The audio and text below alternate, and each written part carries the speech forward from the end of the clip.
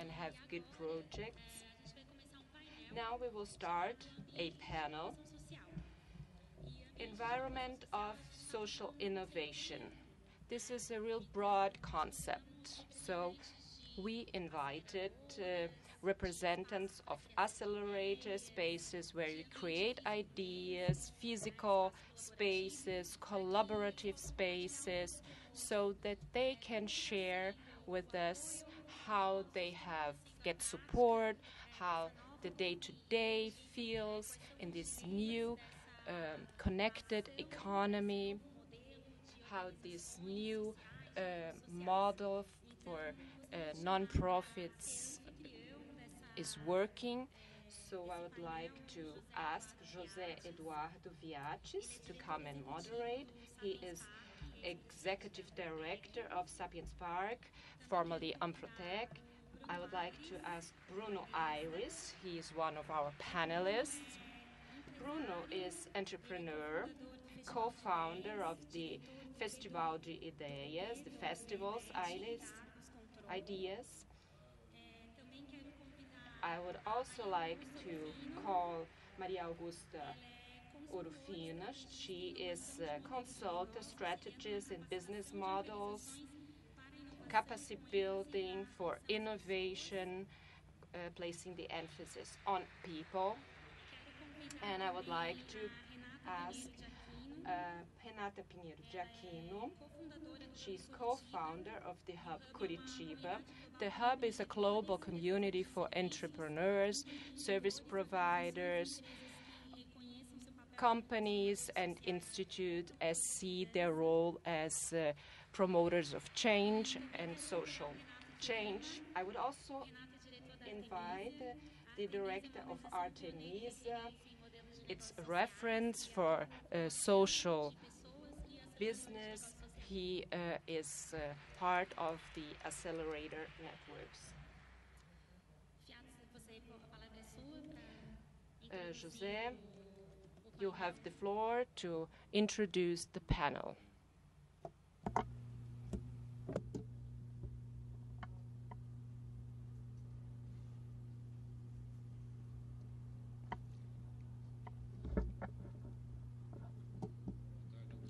Good afternoon, everyone. Thank you for inviting me to be here.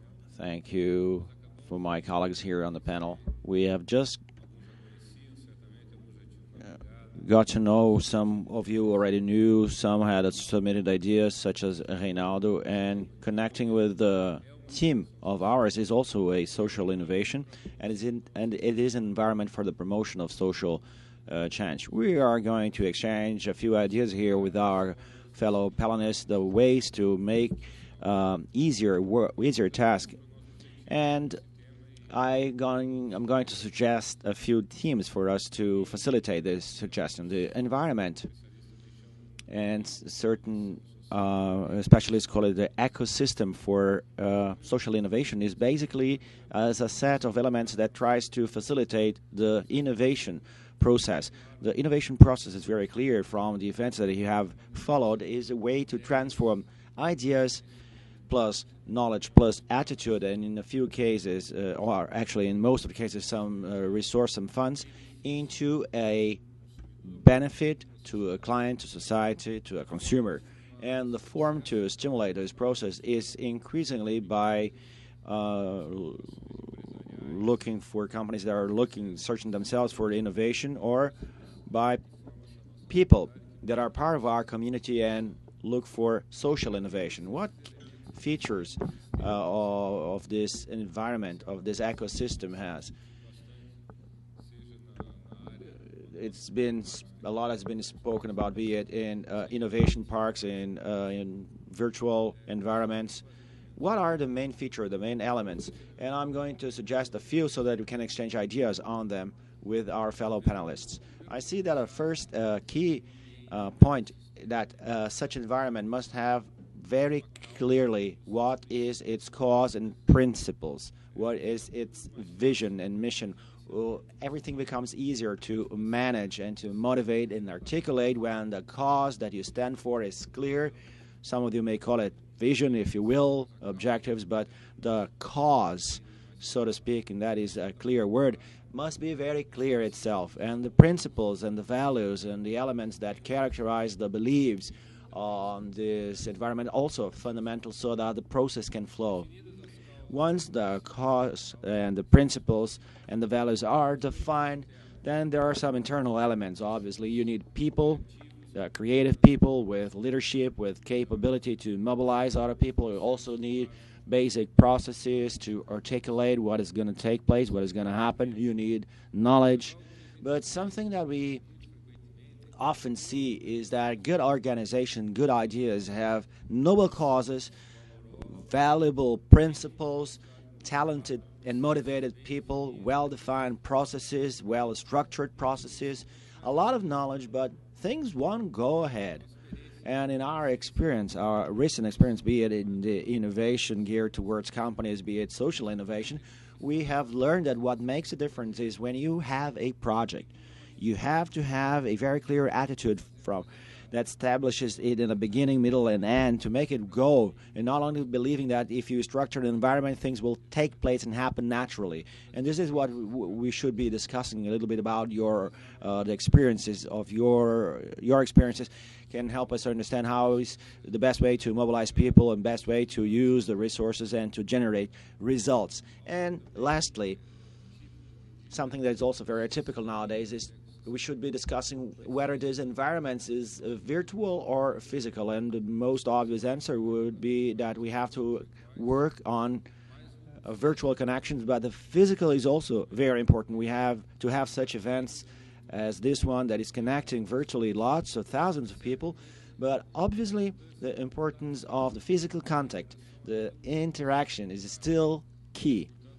Therefore, the environments in many cases have to have their physical side, and we are going to see some of these examples, and the right tools to make it virtual, to take it to networks that it can, so that it can expand itself. Some researchers in the world have worked on this issue and on the part of the physical aspect or the things, and they say that in the era of internet, the person that is normally then people are no further 500 people that work with smart cities. They work this distance at 1 mile, but regardless of the distance, but if you are in a distance that is beyond a simple walk, that doesn't matter whether she's 1 or 3 or 1,000 miles, that you will hardly find or meet this person on your day-to-day, and you will eventually find this person on the virtual environment. So the design of these elements that bring people together is key. So these are the elements I would like to propose for the discussion. Now I'd like to pass the floor to our fellow panelists so we can hear a little bit of what they think, what are the difficulties and the facilitating elements. Let's start with Guta, because Guta is looking fixed into my eyes.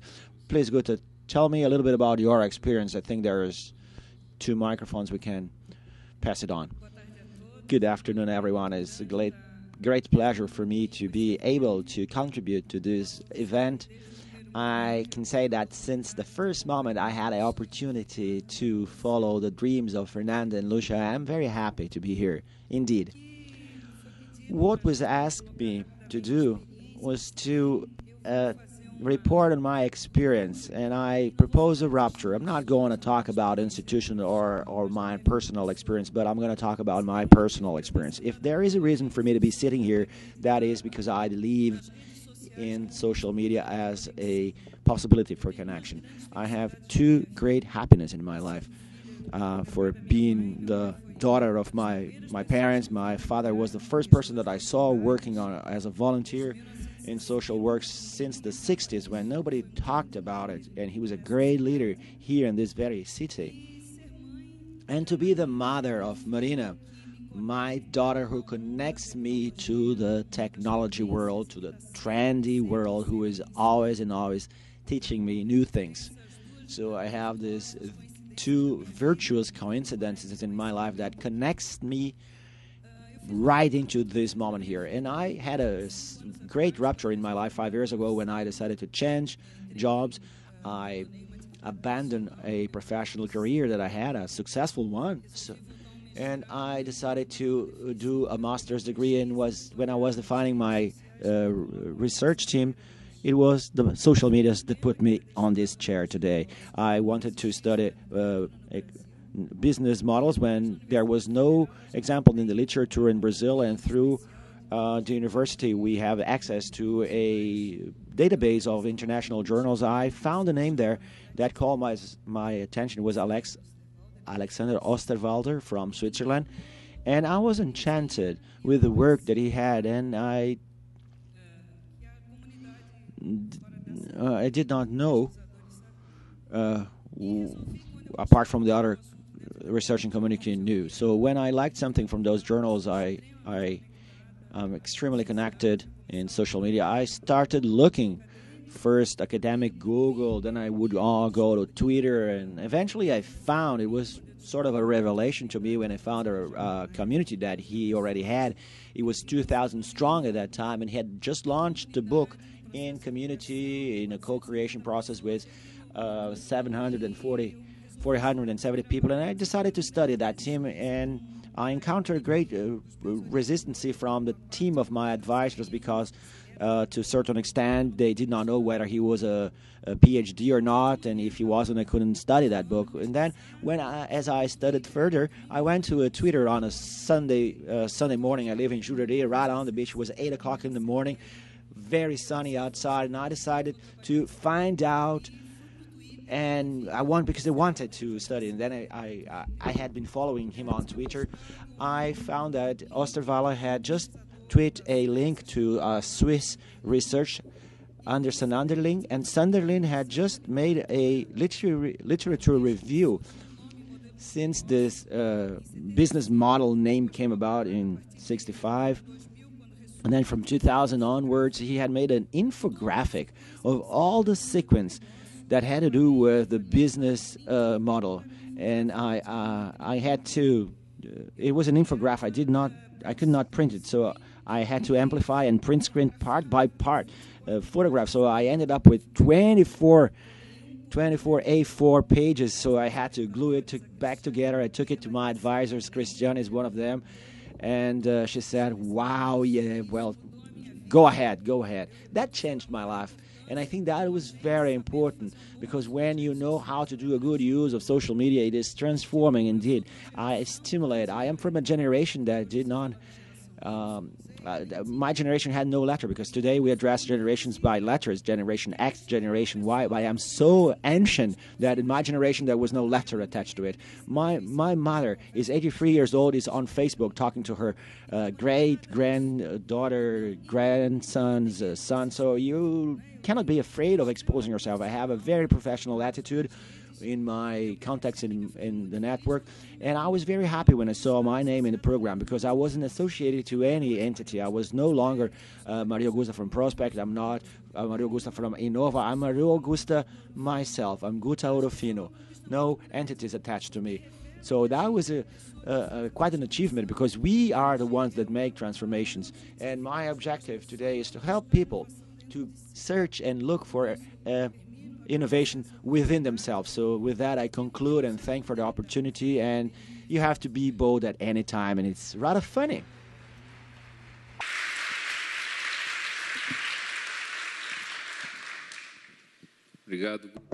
Thank you, Guta. The Ecosistema Inovação, this is you and everybody to whom you relate all the time. Let's talk a little bit with Renato on the other side. Good afternoon. Is this working? Can you hear me? First, I would like to thank you all for the invitation to be here participating. So many interesting people. My name is Renato. I'm director of Artemisia. Organization created 2004. Kelly Mitchell from the US. She came to Brazil 2004 because she really believed that Brazil had all the conditions to become a sort of lab, a lab of innovation. a lab for business, profitable business, because the DNA is here also to generate a social profound change. She believed in this because of three conditions. First, Brazil was at the same time a country with problems of a developing country, poverty, lack of sanitation, but you also have conditions and problems of rich countries, obesity, indebtedness of the consumers. Third factor, we have an economy, despite all the criticism, a stable economy, and the stabilization makes it possible to take risks, limited risks, so people are reducing their risk and starting their business, being entrepreneurs. And we also have good universities of international level and quality, so we have people, very talented people leaving the university. So we have all what it takes to be a lab, a sort of pool of innovative business. At the beginning, we supported the development of entrepreneurs, the development of business, but then we thought this is not enough just to support entrepreneurs. And we discovered that the main challenge of these new entrepreneurs is human capital. People think they are good, but then the teams aren't that good. Something's missing, the teams are not complete. That's why we developed in Artemisia an area just for the captation, the crowding of talents among banks, institutes, consultants, people who would like to migrate to the social area. And so we connect them with the entrepreneurs doing things, creating other teams with a very interesting composition. And we are being successful. Since then, we have supported more or less 45 companies, 15 this year. The companies we supported got 12 million rise in venture capital. They got 300% in revenue. So the process is doing well. It's working out. And we would like to inspire the new generation of professionals, of talents, of entrepreneurs to start in this field of social movement. We created the movement Choice. It's students, engaged students from all over Latin America, over 10,000 students here in Brazil. We have one ambassador, is an ambassador from Choice here. One ambassador, a lady, she's over there. What are we doing? We are working with different agents, not just the entrepreneurs, the lawyers, but with students, with investors, and people in general, attracting other people so that the companies can be created and can flourish. That's our history. Yeah, the case you mentioned, venture capital, getting funding. Here in Brazil, we saw a huge growth in the last 10 years, innovating companies. There are big cases and success story, but we aren't really being outstanding with an exceptional case. In the social area, we have seen things happening, you probably more, and here we might be a international reference because we have really very good initiatives.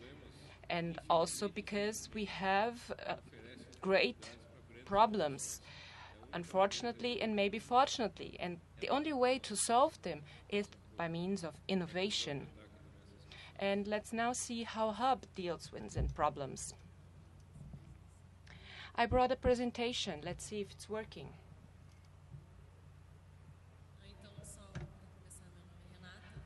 I'm Renata. When you were saying that you are happy that you are not related anymore to an institution, this makes a lot of sense to me. On the other side, I don't care to be known as Renata of Hub because it's me. And this might be a problem when you work someplace or when you work with a project. You're not just there because you need the money, but usually it's because you have a bigger project. And if it's the case, then this makes part of you. And for me, it's really great to be Renata from Hub. Now let's talk a little bit about Hub.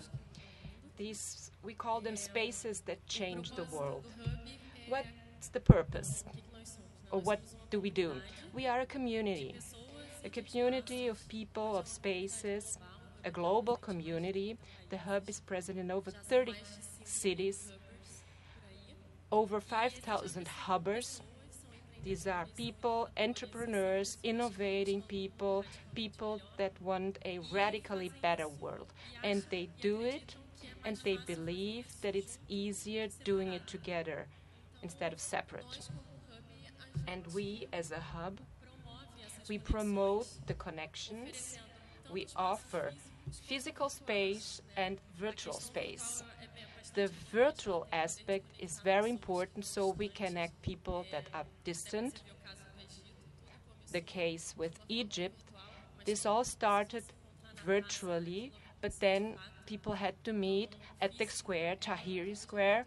So it's not just the virtual that's important, but the physical space also. So we connect ideas and entrepreneurs. The ideas come through people. We create a community. We bring them together in these spaces, give them opportunities to do things and have a sustainable impact. I have talent. I have talent. I have talent. We have talent.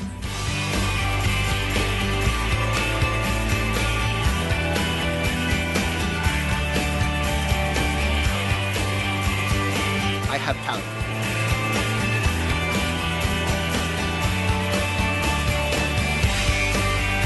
We have talent.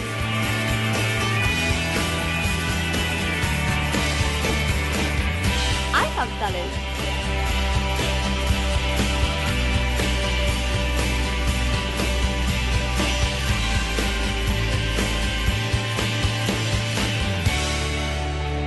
We have talent.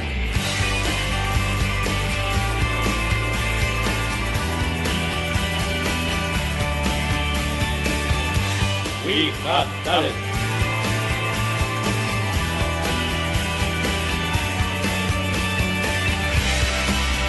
We have talent.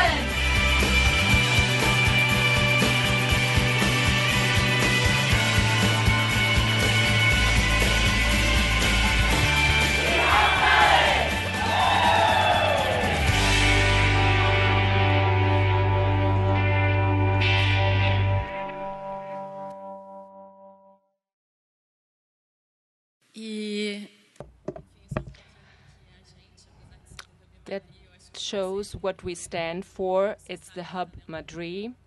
And whenever you reach a city and you enter a hub, it's more or less the same.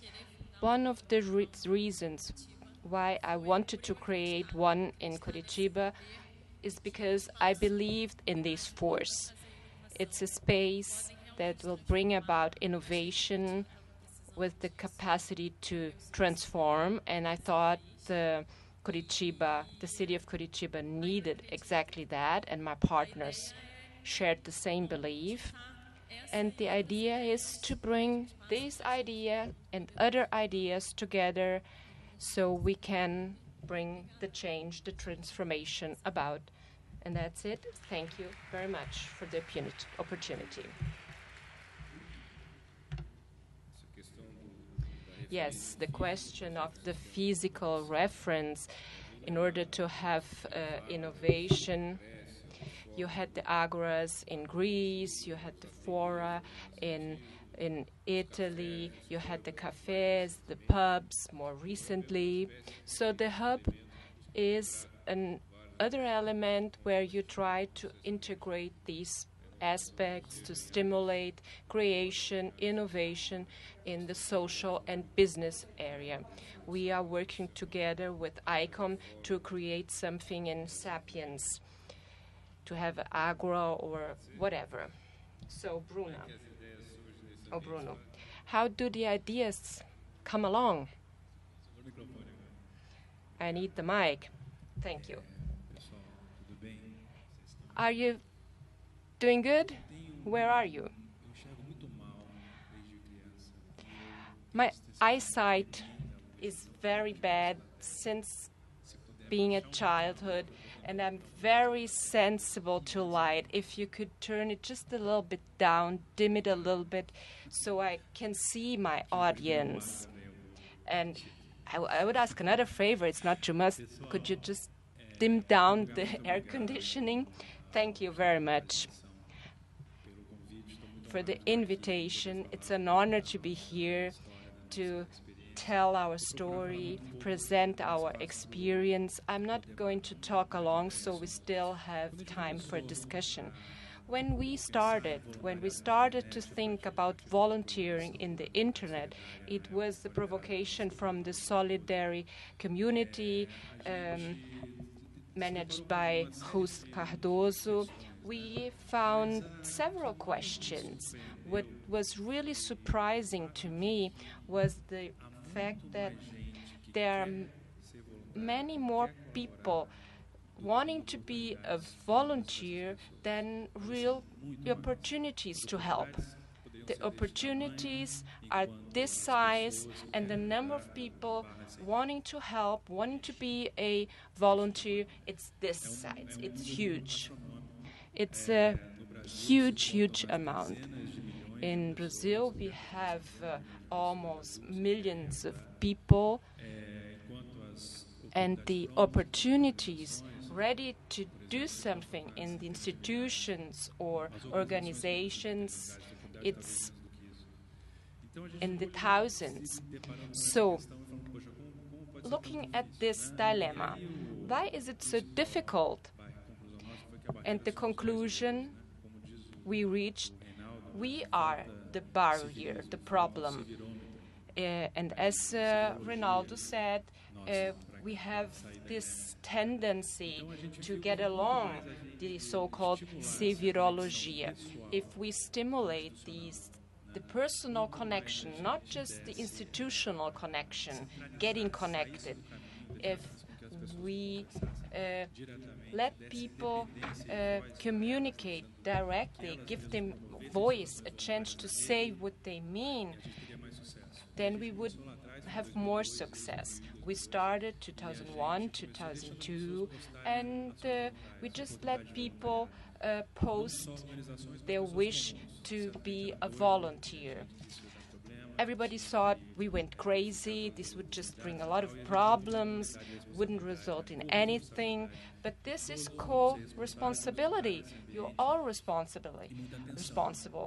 And so you have to be careful with whom you engage. This is all very transparent, and it was a very interesting experience. This was 2002. There was no Wikipedia.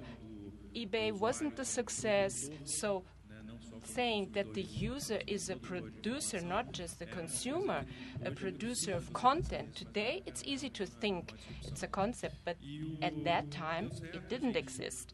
But it was successful. The project is still there, almost 12 years, over 50,000 participants, over 30,000 voluntary actions projects, not just in Brazil, but in the Portuguese-speaking countries and even in the US, it's a very good experience. The natural resources, which are really underused, is the cooperation, the wish to cooperate. It's a potential energy we all have, and it's huge. And if we bring this together with the wish of purpose that everybody has, people nowadays are doing a job they don't like, they don't believe.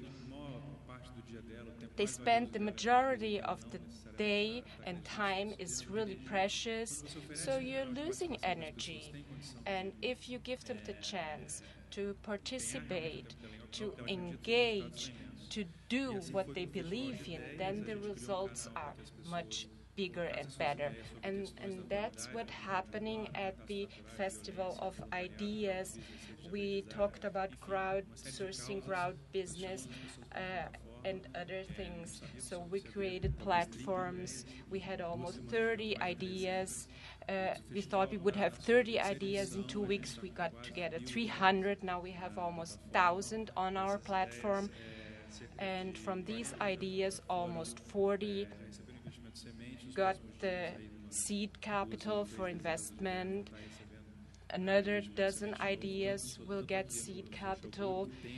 So the social good, we have now also the participation of the Festival de Ideias, and you can check it out in the internet. And I think my time is up. Thank you very much.